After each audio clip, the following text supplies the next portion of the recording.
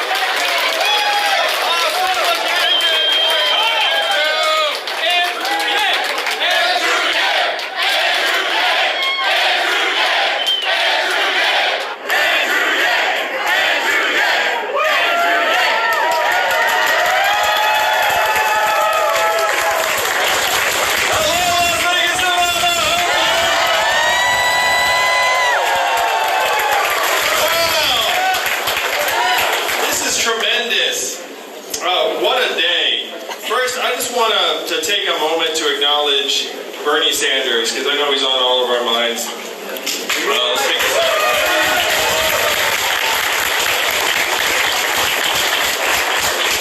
But we know Bernie will be back soon. I have to say that when you're campaigning for president, you end up hanging out with other candidates, like moments big and small.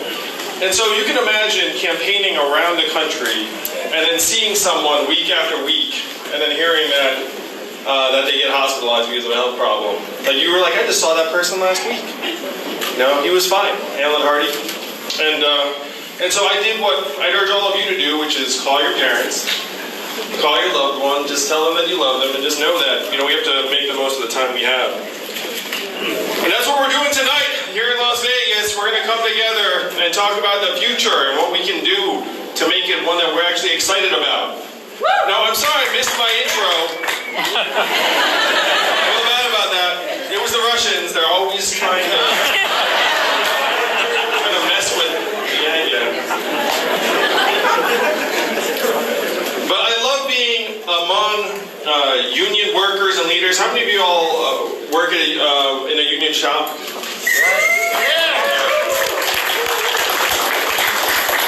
So to me, unions are like a fortress against the storm. There's been a storm brewing for decades. And the storm, unfortunately, is just gaining strength. It's this inhuman, punishing economy that now is seeing us less and less as human beings and more as inputs into a giant machine. And unions have been fighting this tide for years, decades. And unfortunately, unions have been fighting a losing battle. I met some of the leaders of the UAW, and they had me look into the history of the UAW, and holy cow, was that enlightening. Where you look into the history of the UAW and Walter Reuther and his brother, and what they had to do to fight for workers' rights. This man was literally shot in his own home, and he came back and said, you can't keep me down. His brother gets shot, can't keep him down. And they fight and fight, and unions are the reason why we have so many of the rights we enjoy today. But union membership peaked at 33% earlier, well, last century, it's 1940s. And then today it's down to 10%. Only 7% of private sector workers are in union today. And so what happened was there was like a literal life or death fight for workers' rights that went on. And then slowly they just chipped away at it over time. Like you didn't really notice it, but they just like undermine unions, undermine labor at every turn. And the biggest thing that they managed to do is they managed to turn us all, they managed to brainwash us all into thinking that economic value and human value are the same things. They managed to make us think that if you can't add value in today's punitive economy, that's somehow your fault. And unions have been such a force in letting us know that that is not right. That we have to fight for a just system that actually serves us well and serves our kids well. So I want to acknowledge the history of the union movement and our place where we are today. So I'm running on a campaign. You've all heard at some point that there's an Asian man running for president who wants to give everyone $1,000 a month. Remember hearing that?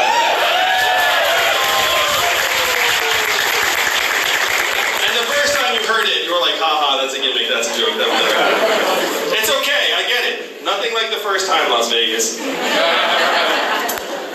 But when you dig into it, this is not an Andrew Yang idea.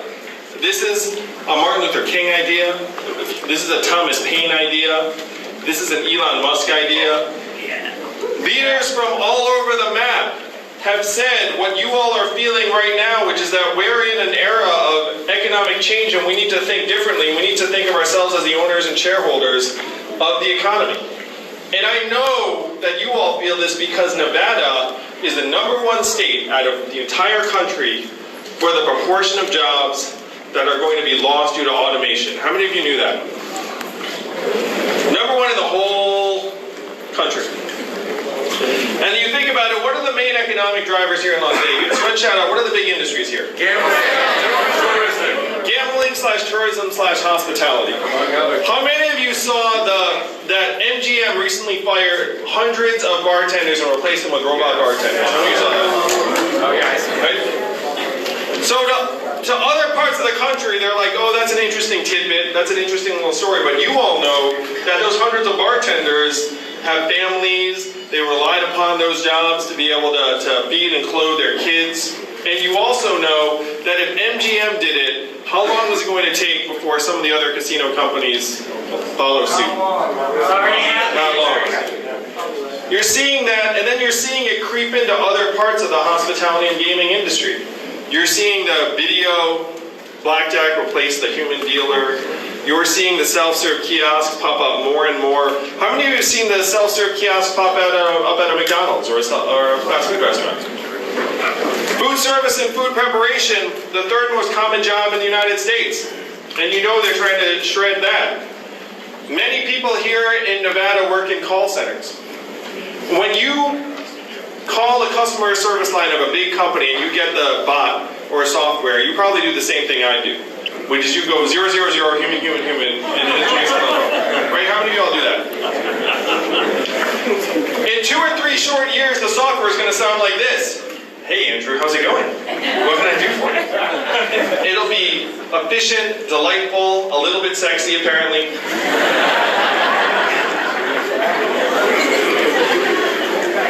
What is this going to mean for the tens of thousands of Nevadans who answer a phone right now for $14 an hour?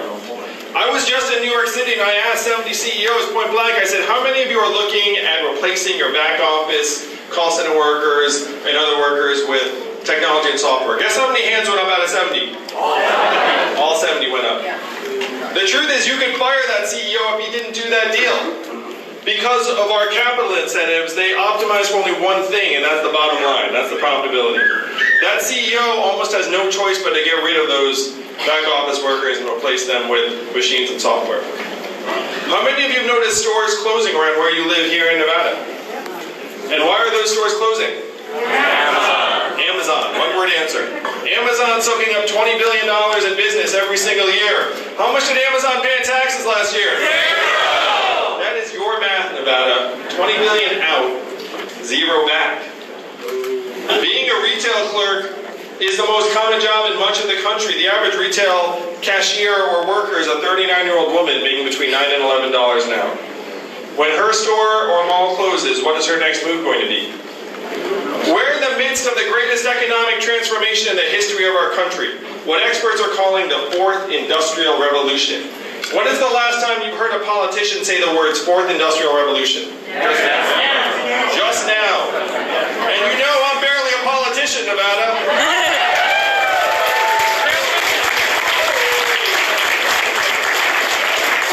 My intention was not to become president. I have the high school photos to prove it.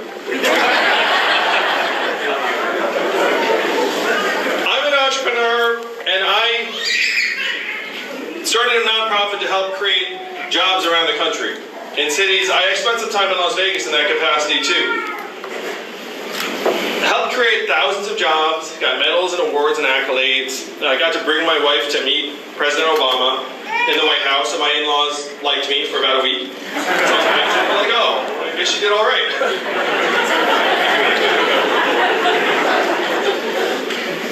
And then Donald Trump won the election in 2016. Now, many of you booed that result, or were sad, or watching TV like, oh, well, that happened. Some of you, I'm sure, celebrated and were happy about it. At a minimum, everyone here knows people, friends and family, who are happy about it. To me, this was a giant red flag. Imagine being the entrepreneur that was getting celebrated, getting medals and awards for creating thousands of jobs, and then feeling like your work is like pouring water into a bathtub that has a giant hole ripped in the bottom. That's what I felt when Donald Trump won. I was like, oh my gosh, the stuff I'm doing needs to be much, much bigger to actually stem the tide. Particularly because I saw firsthand the aftermath of the loss of manufacturing jobs in these communities.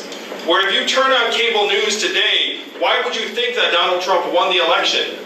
Racism. Russia. Racism. Russia. Stock market. Hillary. Hillary. Shrinking middle class. Facebook. FBI. The economy. But the real catalyst in the numbers, and I'm a numbers guy, was that we automated away 4 million manufacturing jobs in Michigan, Ohio, Pennsylvania, Wisconsin, Iowa. And if that list of states sounds familiar, those are the states that Donald Trump needed to win and did win. He won every single one of them. And if you dig into the voter district data, you find there's a straight line up between the adoption of industrial robots and the movement towards Donald Trump. So I went to Washington, D.C. with the facts and figures saying, look, it's not immigrants that are causing these problems. Am I right, Las Vegas?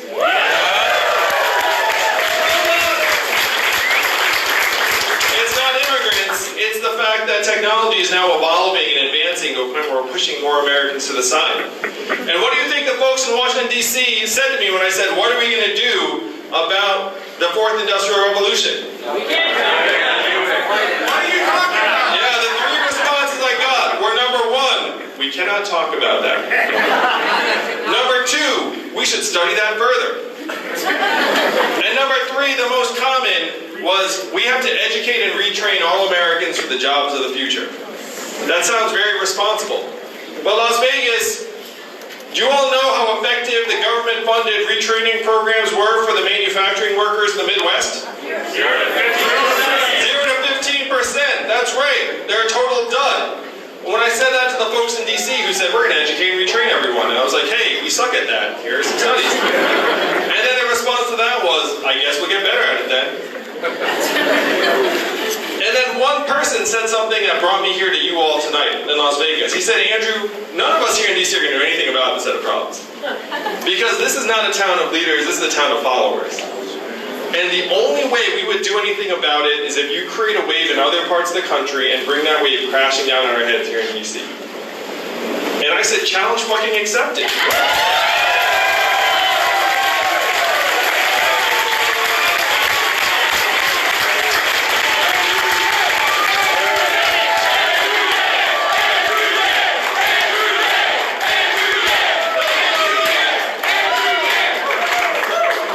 So you all are the wave.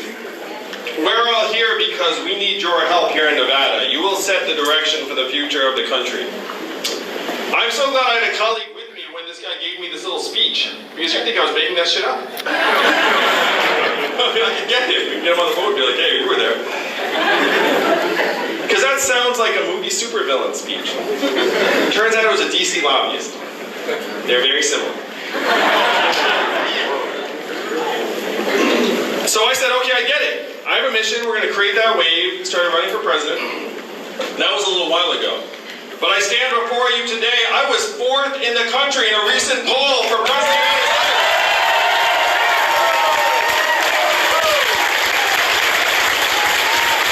And so today, now we raised $10 million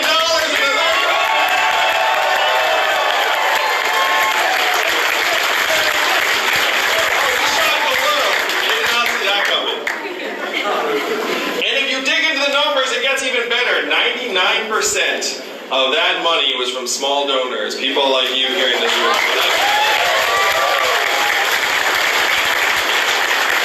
Zero corporate PAC money, zero masters to answer to. It's all about the people.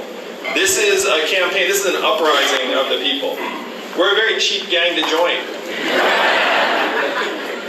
Very wholesome gang, too. So the question is, what do we do with the wave? We bring it crashing down their heads and we say, look, we need a different vision for the economy. And that's where the freedom dividend of $1,000 a month gets us started. Now I want you all to imagine, after I'm president, thank you, Nevada. After I'm president and the checks start going out, where would you actually spend the money in real life?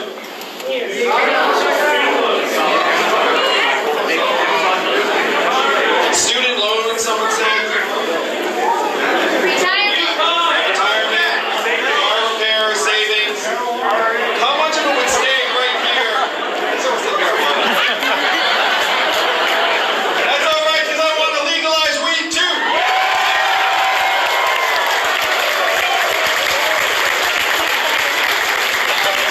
We all know it should be legal. We all know that. And I'm going to go a step further. I'm going to mass pardon everyone who's in jail for a non-violent. I'm going to pardon them all on April 20th, 2021, and then I will high-five them on the way out of jail, and they're going to look around and be like, things have changed since I went in. You got to ask, why are we always pardoning these rich weirdos? I want to pardon people no one has ever heard of.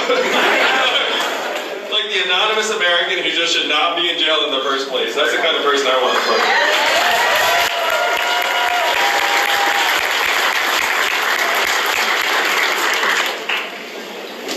So how much of the money coming into your hands would stay right here in Nevada? Most of it. A little bit of it would float up to Amazon and Netflix. You'd like upgrade your Netflix subscription. Buy some extra appliances on Amazon. But most of it would stay right here in Nevada. It would go to car repairs you've been putting off, and daycare expenses, and Little League signups, and local organizations. It would end up creating tens of thousands of jobs right where you live and work. This is the trickle-up economy from our people, our families, and our communities up.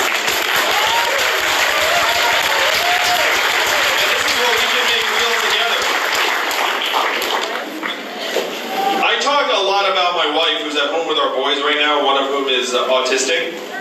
And right now there are so many women around the country who are doing work that the market recognizes at zero. And I think that's wrong, and we can change that. We have to change that. We know that this freedom dividend would go further for people who the market right now is leaving out.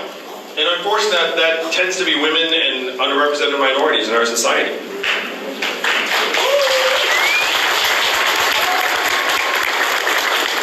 But it doesn't stop just by putting economic buying power into our hands. We have to actually change the measuring sticks for our economy. How many of you were excited about GDP when you woke up this morning? I hope I make a big contribution today. I can feel it. And how much does my wife's work count at in GDP? Zero. And you know that's perverse. I mean, she's doing such hard work. I was off the trail for a couple days taking care of my kids, and you know what I said after a couple days? Get me back to doing something easy like running for president. And if you're a parent, you know what I'm talking about. It's so challenging, but it's the best thing we do. So if GDP does not excite you all, or any of us really, and you know how messed up it is that GDP's at record highs in this country right now, also at record highs, suicides, drug overdoses, stress levels, financial anxiety and insecurity, divorce rates, student loan indebtedness, all also at record highs. It has gotten so bad that American life expectancy has declined for the last 3 years in a row. The first time, well, when was the last time that happened? The Spanish flu of 1918, 100 years ago. A global pandemic that killed millions. We are now back in Spanish flu territory because of suicides and drug overdoses overtaking vehicle deaths for the first time in American history. You don't see that on the news, right? It's all like, oh, it must have been Russia. I mean, the fact is, you have this rot in our society that's been eating us up. for years, and it's not a Republican or Democrat thing. We've just been, unfortunately, subject to a government that does not care about us, that is not responsive to us, that does not care if our way of life gets better or worse. Corruption. No, and I've been to DC, and that town, I mean, the worst part about running for president is that after I win, I have to move to that fucking town.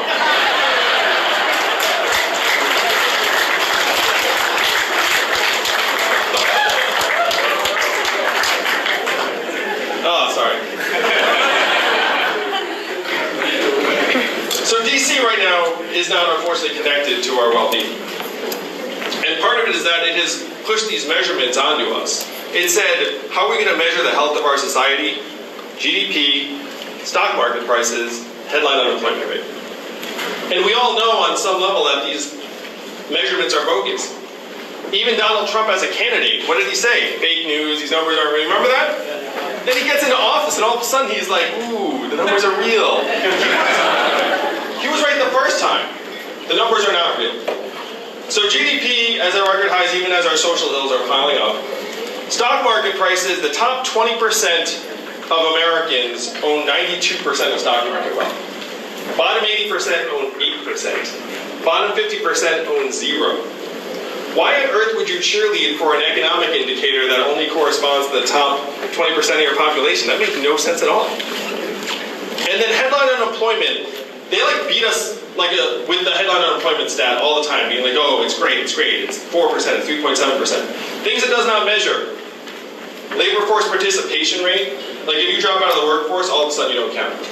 Right now, our labor force participation rate is the same level as Costa Rica and El Salvador. You ever see that on the news?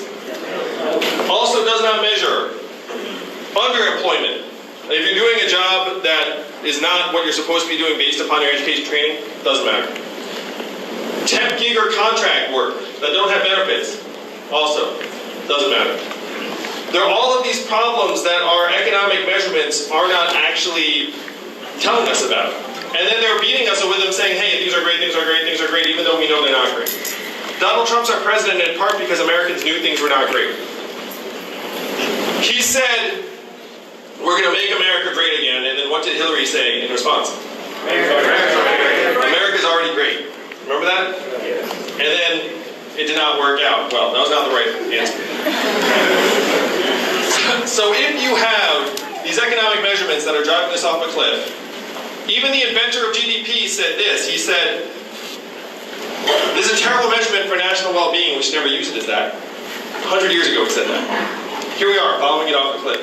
So what measurements, if they got better for you here in Nevada, you would actually get excited about? If I said, hey, this went up. Health and life expectancy. If someone said air quality, what do you think of that? Air quality? How about mental health and freedom from substance abuse? Childhood success rates. If these things got better, you'd actually be very, very excited. You'd be very happy. Well, as your president, I will make these the new measurements of our economic progress. It's actually not that hard. As your president, I'm going to go down the street to the Bureau of Economic Analysis and say, hey, GDP, 100 years old, kind of useless. We're going to modernize it to include our health and life expectancy, our clean air and clean water, mental health and freedom of substance abuse, criminality and recidivism. We can actually bake in the measurements that we care about, and then I'll report how we're doing by these measurements to you all every year at the State of the Union. I will be the first president to use a PowerPoint deck at the State of the Union in Las Vegas.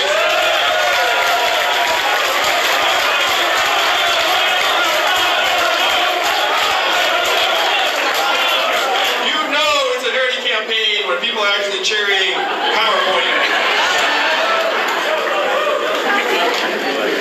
So these are the things that would actually get us on track to solve our problems.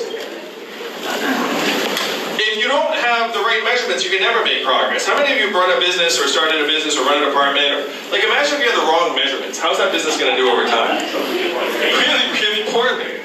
That's where we are as a society today. So those are a couple of the big ideas that we can actually make happen very, very quickly. And this is the secret. A lot of times in politics we talk about things that we cannot actually change. But there is nothing stopping the majority of citizens of a democracy from getting together and voting ourselves a dividend. Nothing at all. Companies do it all the time. If you look at the companies that have declared a dividend, Verizon, Microsoft, Coca-Cola, they get together and say, you know what? Our shareholders should get some of our profits and earnings. Everyone says that's a great idea. It's time for the United States to do the same thing.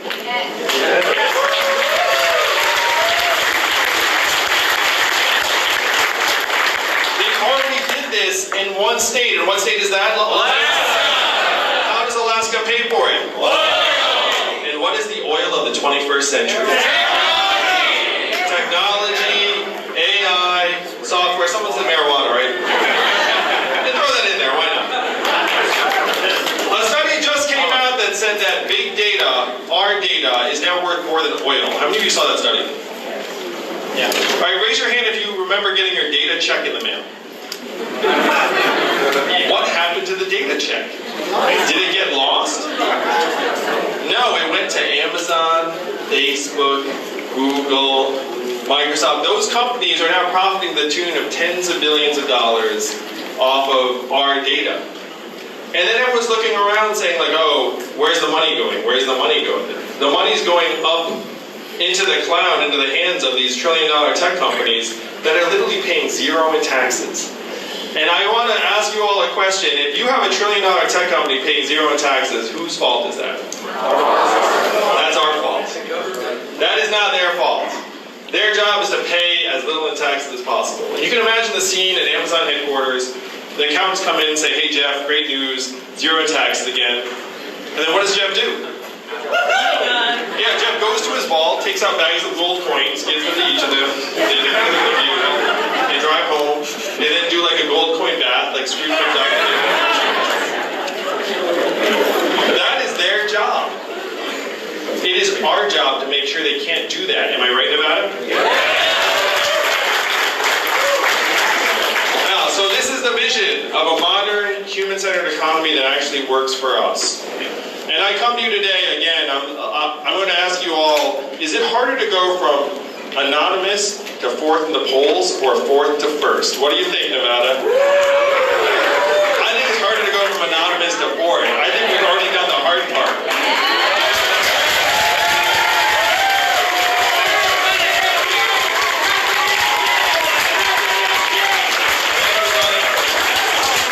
We've done the hard part, now is going to be the easy part.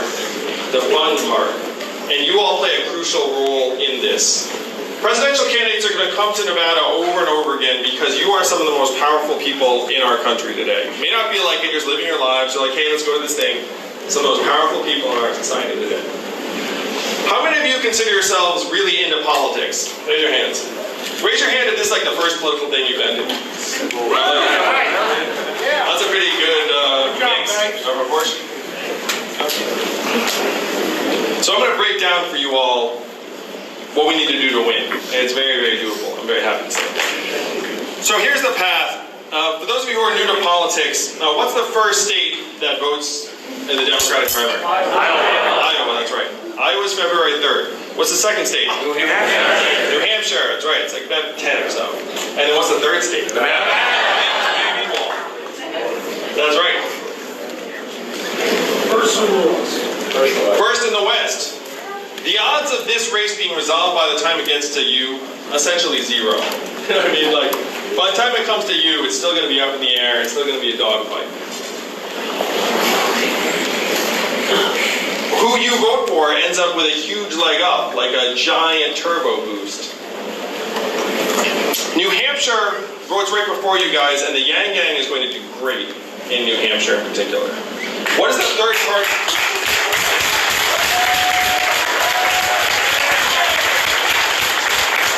What's the third party in the state of New Hampshire? Libertarians. And libertarians love the freedom dividend. It's like named after them. If you think about it, what's the state motto in New Hampshire? Live free or die, that's right. And New Hampshire has an open primary. If you're unregistered or Republican or independent, you can vote in the Democratic primary. So I'm going to give you this thought. If you're a Republican in New Hampshire, and your choice was either participating in Donald Trump stomping out William Weld, or voting in the much more interesting Democratic primary for the crossover candidate, I think you're going to choose the latter. And anytime you see polls of people in New Hampshire, who are they polling? Democrats. Registered Democrats. So they're going to undercount our support at every turn because we're going to get the Libertarians, the Independents, the Republicans who are crossing over. One of the reasons why our campaign is growing by leaps and bounds, what's the #1 criteria for all Democratic primary voters as to who should be the nominee? Who can beat Donald Trump? Yang beats Trump.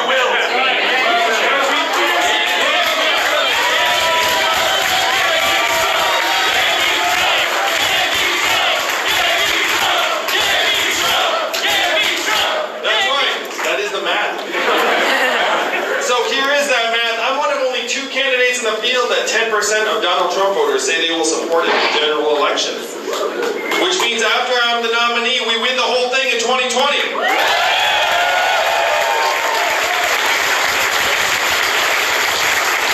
Democrats are waking up to this reality. They're looking around and saying, who's the surest bet to beat Donald Trump? It's one reason why Joe Biden's #1 in the polls, because people think he's the most sure bet. But they're going to figure out they have another sure bet in this race and you're looking at them.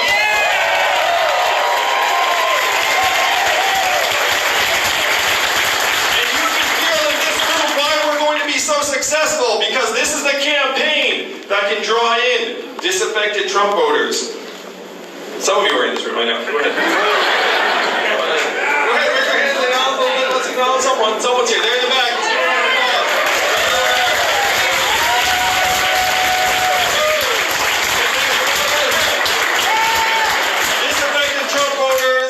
Libertarians, Independents,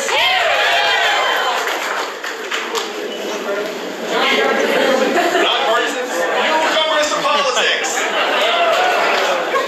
and Democrats and progressives.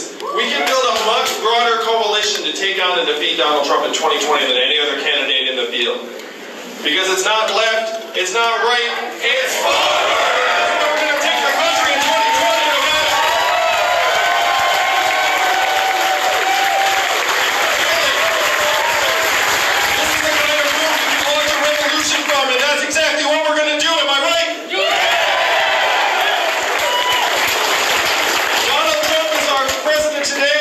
Some of the problems right.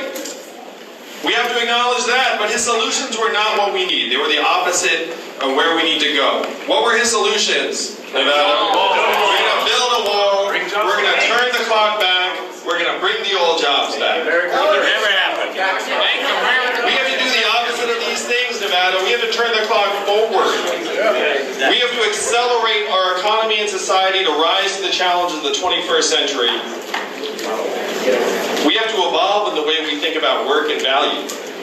And I am the ideal candidate for that job because the opposite of Donald Trump is an Asian man who likes math. Thank you very much. Let's make America think harder.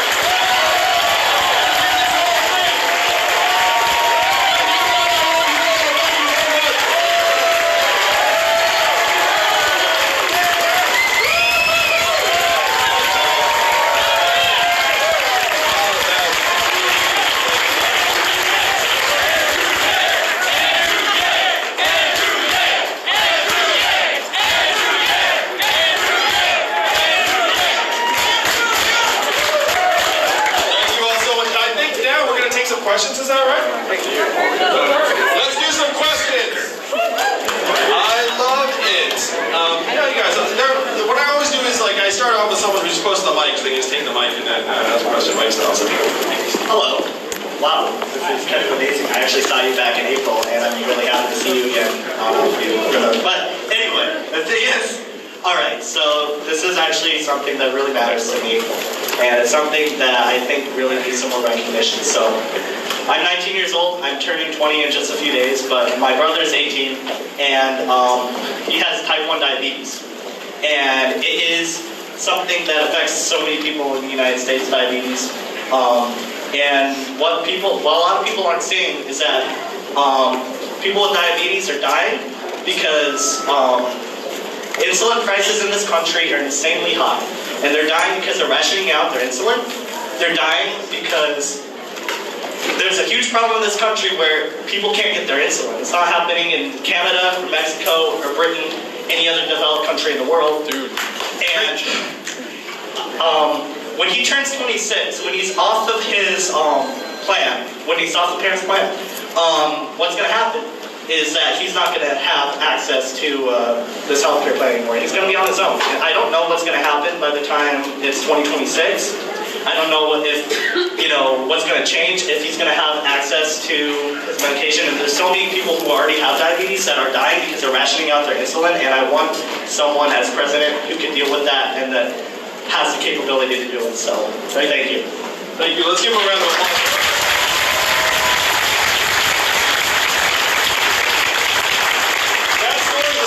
What's gone wrong in our country and what we need to fix. I mean, you have a teenager who needs life-saving drugs and he's already stressed out about his ability to afford it. Do you notice that drug prices only go in one direction in this country? Why is that? I mean, they literally have a business model where it's like, hey, let's just take the prices up a notch and then collect more money.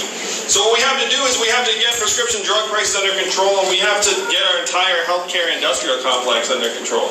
Because the rough part is that our healthcare system right now is designed not to make us healthy, it's designed to maximize revenue off of us. It's an incentive problem. So I've got a four-part plan. The short answer is, as president, I will make sure your brother does not need to worry about this ever again.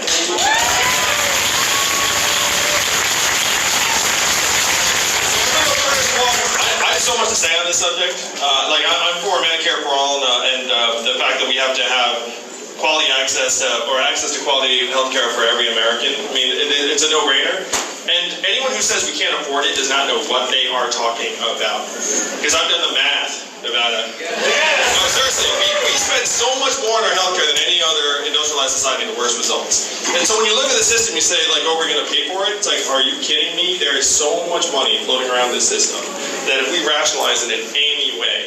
So here's the plan to get drug prices down. Number one, you say to the drug companies that first the government can negotiate lower price on our behalf.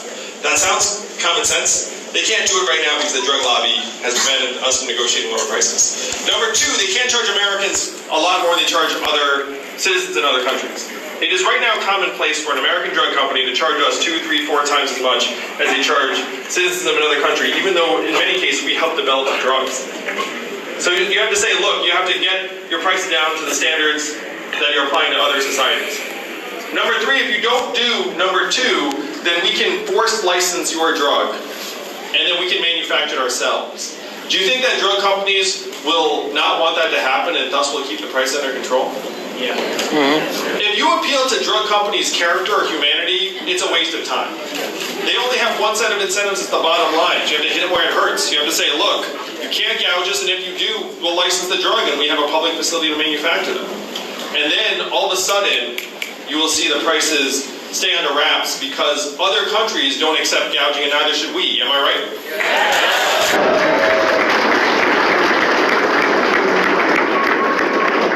I was just with a guy named Dean Kamen. I haven't shared this story. Do you guys know who Dean Kamen is? Raise your hand. He invented the Segway. Now the Segway you think of as a certain thing, but he also invented a portable dialysis machine that you can take home with you, and it lets you have dialysis not in one of the treatment centers but at home. Incredible, groundbreaking invention. Would improve the lives of many people, would save us tens of billions of dollars. So of course there's a portable dialysis machine in every home that needs it, right? No. And why is that? Because once again you had in this case, it was the device company lobby that said, no, portable dialysis, no, bad for patients, bad for people, even though all the data says it's good for patients and good for people. Why? Because they're making $110 billion off of bringing people in to the current treatment centers and plugging them in. And they said, that's a better business model for us, it makes more money, so we're going to try and ban the portable dialysis machines. That is the situation we're in right now. I was just with Dean Kamen, and I said to him, oh my gosh, I cannot wait to cut that red tape for you, break the stranglehold that the device companies, the drug companies have in our government, and make sure that if someone needs dialysis, they can get it at home. These are the things that are possible for us if we have a government that actually responds to us. And that is why we're all feeling so lost right now, is that you feel like the government does not care about us, which it generally does not. That there are these pipes that are clogged full of lobbyist and corporate cash. It's true. The pipes are just clogged full of millions and millions of dollars. That's why your brother's struggling. That's why you look up and say, like, how does this make sense? It doesn't make sense. The only way it makes sense is if the corporate interests can profit from it. So I want you all to imagine what it will take to flush the pipes clean. I'm going to suggest it might take a candidate like me, who has no one to answer to but the citizens and parents and owners of the country. I'm a little bit like Bernie, who's a hero to me and to many of us. I'm just a little younger and more Asian and more into technology and some other things, I think. Love you, Bernie. Stay strong. Stay with us.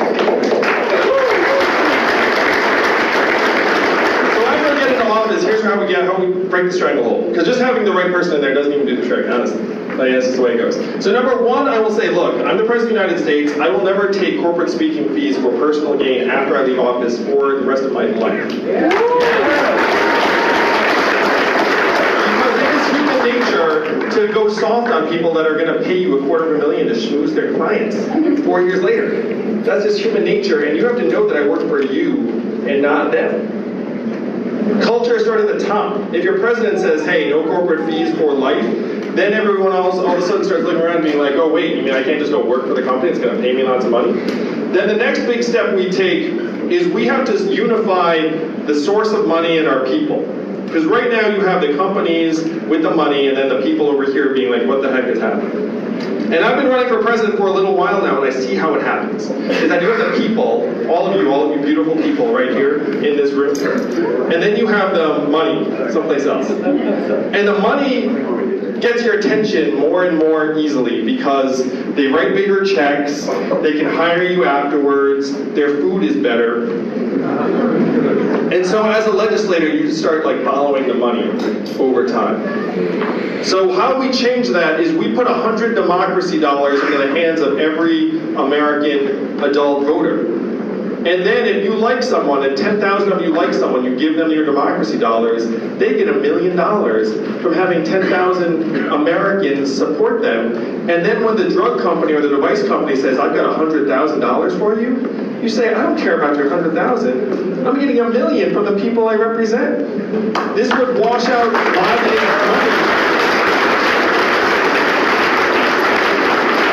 Wash out lobbyist money by a factor of 8 to 1. Woo! So this is the big problem in American life right now. It's corrupt, money's taking over everything, and then everyone's like, you know, I've got a rule, I've got a rule, I've got a rule. The rules we all know. I can write whatever rule I want, the corporate money will find a way back in. It's like life in Jurassic Park. You know what I mean? It's like life will find a way, the money will find a way. The only way out is to unify us and the money. And this is one of the things that we can do very, very quickly. Again, capital flows are something that we have vast control over and flexibility over. The biggest lie in American life today is that we don't have the money. Do you all remember voting for the $4 trillion bailout of Wall Street, the financial crisis? Me neither. And do you remember anyone being like, where are we going to get the money for Wall Street? Oh, when it was time to give them $4 trillion, they found the money. And then we come and say, hey, let's humanize the economy. They'll be like, where are you going to get the money? You know what I mean? It's like what we have to do is we have to essentially think of ourselves as banks. We have to say, like, we are the owners and shareholders of this country, and it's our money. And I guarantee you, as the math guy, the money's there. We have the money.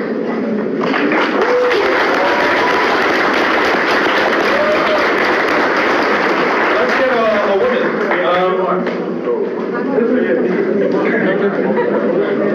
There's a woman right there with her hand up, right? Yes, in the black hat. Yeah, go ahead and shout it out. First, thank you for, we're thrilled as big as YangGang that you love the boba straw. Thank you. I love the boba straw. Thank you, YangGang. I think it's terrible that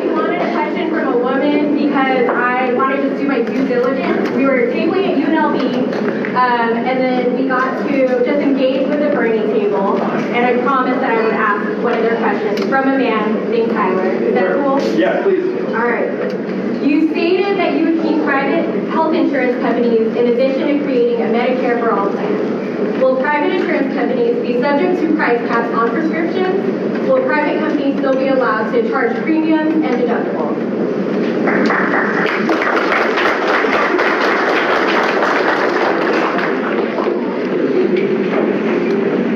The goal of a public health plan has to be superior in terms of affordability and access and care than what's out there in the private market. That's the only way to get people to sign up. It's going to be very, very easy to make it happen because if you negotiate on behalf of tens of millions of Americans, you can get the prices down and the quality and access up in a pretty straightforward manner. Now, I think that there's a place for private insurers, but most of them under my plan would end up going out of business over time. Because if you have a quality public plan, then the private insurers get squeezed out more and more. And if you think about it objectively for a second, like the private insurers need to have their own profit margin built in. So to outcompete them, you actually have some wiggle room. You need to do a better job, and then you actually don't need to profit on behalf of the American people. So if the government does its job, most private insurers will get phased out of the business over time. What you'll be left with is a handful of private insurers that are serving niche industries and niche needs in various places in the economy. And those companies, I think, will actually serve a productive purpose because you'll have certain resources get invested in research and development of various things that might not have happened under the public system. So I wouldn't get rid of all private insurance, but under my plan, if we do our job right, most private insurance will disappear.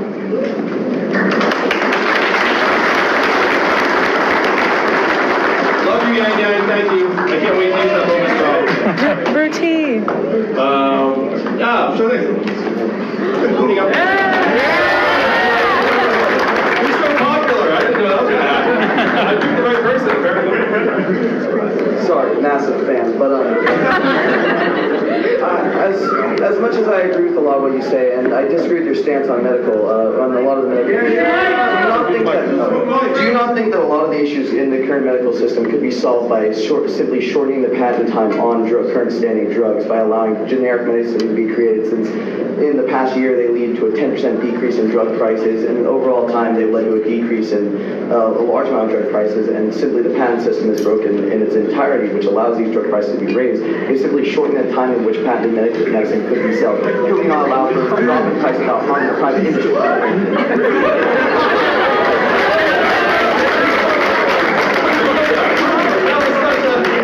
That's an interesting and smart question. So to repeat it, he's suggesting, hey, if you just shorten the patent shelf life of drugs, would that not do the trick just as effectively? And what I'd suggest is that there are a lot of moving parts in the healthcare system that are independent of just the drug prices. I have a friend who's a private investor who's like a brilliant woman, and she said she has never seen profiteering and price gouging at the level, not just of the drug companies, but also the device manufacturing companies and the private insurers. So there are a bunch of moving parts to the system that if you were to just focus on drug patents, you'd still wind up with other parts of the system that have massive overpricing. And you know this in part because if you had the misfortune of interacting with our healthcare system, you know the pricing is a complete, it's like a maze. And they charge different people for different things based upon a whole host of factors. They could charge you one thing, and then if you went 3 counties over, they charge you something completely different. So there are a lot of pieces to this that are outside of the drug patenting system. I agree with you that there are some inefficiencies and excesses in the drug patent pipeline. I'm not sure just shortening the life, the time period is a win, because you'd end up changing incentives on both sides. You would make some of the drugs available earlier, which is a good thing, but then you might also change the incentives on the front end. Right now, the drug companies have been outsourcing their R&D to smaller companies. They haven't been investing in drug research like they did in previous times, and so I'm not sure if you change the incentives, whether that might actually hurt some of the innovation you want in that space. That was the most technical answer I've given it. But I don't want to end on that because it's a little bit too wonky. Give me something broad, a little bit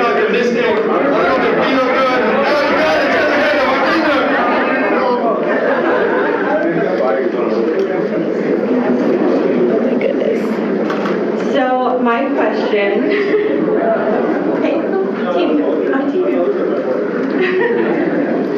So my question is, minimum wage has always failed to keep up with inflation, and it has never been linked to the consumer price index. And I want to know why UBI will be different, and if you have considered linking it to the consumer price index.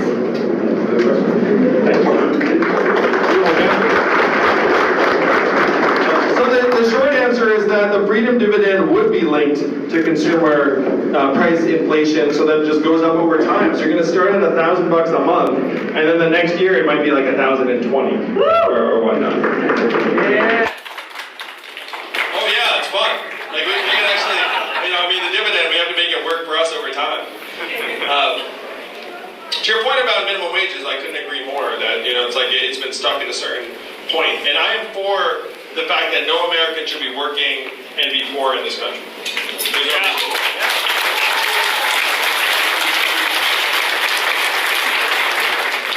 So I'm for re-examining the minimum wage in different environments. The thing that just, makes me not want to focus on it solely, there are two things. Number one, if you increase the minimum wage, it does nothing for caregivers or parents like my wife or people who are doing work that we know is indispensable at home that would not be considered a job for the purposes of a higher minimum wage.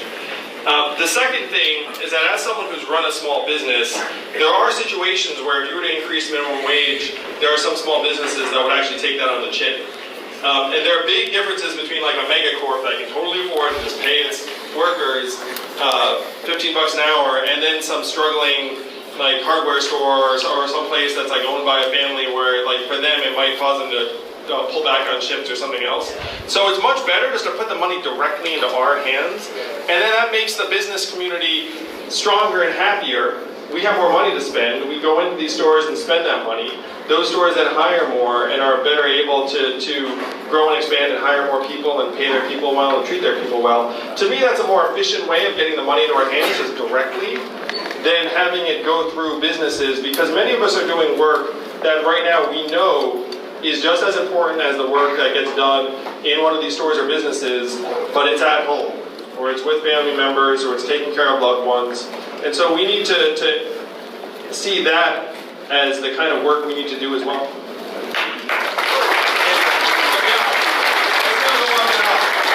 never received it at $1,000 a month because it has to go up with our costs, and it will. Do you see the vision, Las Vegas? Do you see what we can do? Are you going to make it real with me? We can make it real in 2020, 2021. I will be back, and we will have ourselves one big party, Las Vegas. Thank you. Give it a pleasure, yay! All right, good deal. We're going to get...